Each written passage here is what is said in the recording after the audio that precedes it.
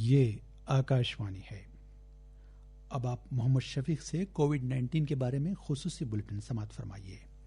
Covid کے خلاف جنگ میں بھارت نے آج ایک اہم سنگ میل عبور کیا ہے۔ اب تک 77 لاکھ سے زائد افراد اس مرض سے عروبہ صحت ہو گئے ہیں۔ صحت یابی کی شرح اب 92.2% ہو گئی ہے۔ گزشتہ 24 گھنٹوں کے دوران 55,000 سے زائد افراد عروبہ صحت ہو کر مختلف دواخانوں سے ڈسچارج ہو گئے۔ اسی مدت کے دوران تقریباً 50,000 نئے کیس درج کیے گئے۔ ملک میں فعال کیسز کی شرح اب 6.5% سے کم ہو گئی ہے۔ روزانہ بھاری تعداد میں مریضوں کے عروبہ صحت ہونے کی وجہ سے شرح اموات میں بھی کمی آ رہی ہے۔ فعال کیسز میں کمی کا رجحان بھی جاری ہے۔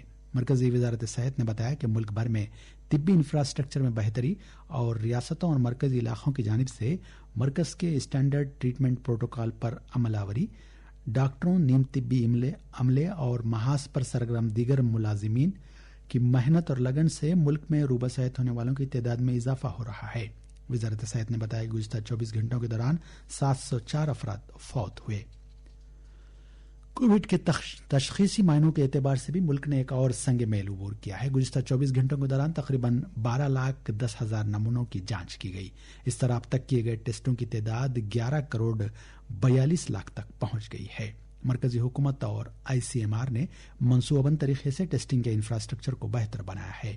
ملک میں ٹیسٹنگ کی گنجائش روزانہ 15 لاکھ تک پہنچ گئی ہے۔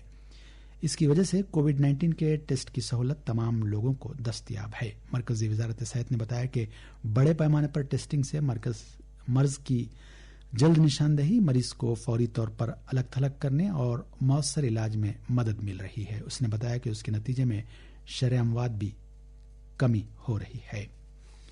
تلنگانہ میں گزشتہ 24 گھنٹوں کے دوران کووڈ-19 کے 1,539 نئے کیس درج ہوئے۔ کل مزید 978 افراد عروبہ صحت ہوئے۔ اس طرح ریاست میں صحت یابی کی شرح 91.85% ہو گئی ہے۔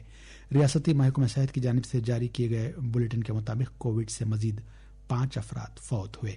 اس کے ساتھ ہی مہلوکین کی تعداد 1,362 ہو گئی ہے۔ اس دوران حیدرآباد میں کووڈ-19 کے 285 نئے معاملات درج کیے گئے۔ ادھر آندھرا پردیش میں گزشتہ 24 گھنٹوں کے دوران کووڈ-19 کے مزید 2,849 کیس درج کیے گئے۔ ریاست کے کووڈ نوڈل آفیسر نے بتایا کہ ریاست میں اب تک 8,30,731 کووڈ پازیٹیو کیسز درج کیے گئے ہیں۔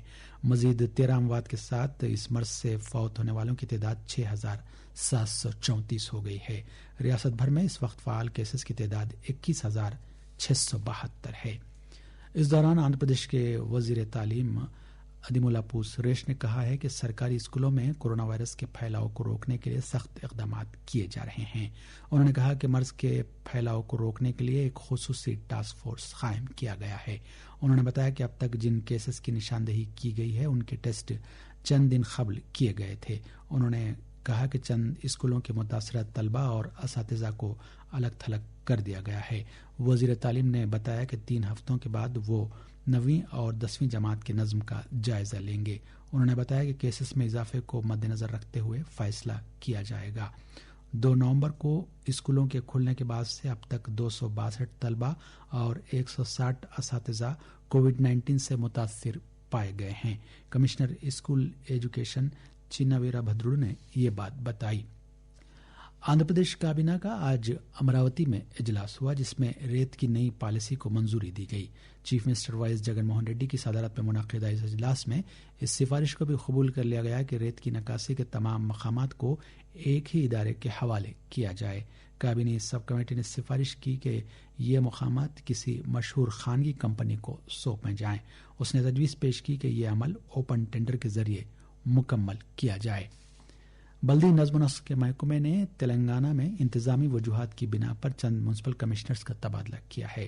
جملہ 1 درجن ایڈیشنل میونسپل کمشنرز کا تبادلہ کر کے انہیں مختلف مقامات پر متعین کیا گیا۔ آکاشوانی حیدرآباد سے خصوصی بلیٹن ختم ہوتا ہے۔